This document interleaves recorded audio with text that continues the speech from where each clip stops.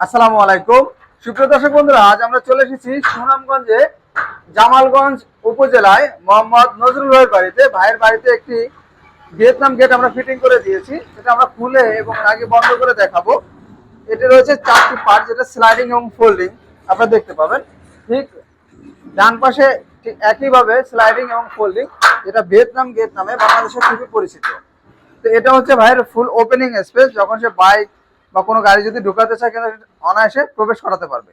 এবং আমি গেটটি আগে বন্ধ করে দেখাই এবং তারপর আলোচনা করবো এই গেটটি কি কি মাল দিয়ে তৈরি করা হয়েছে।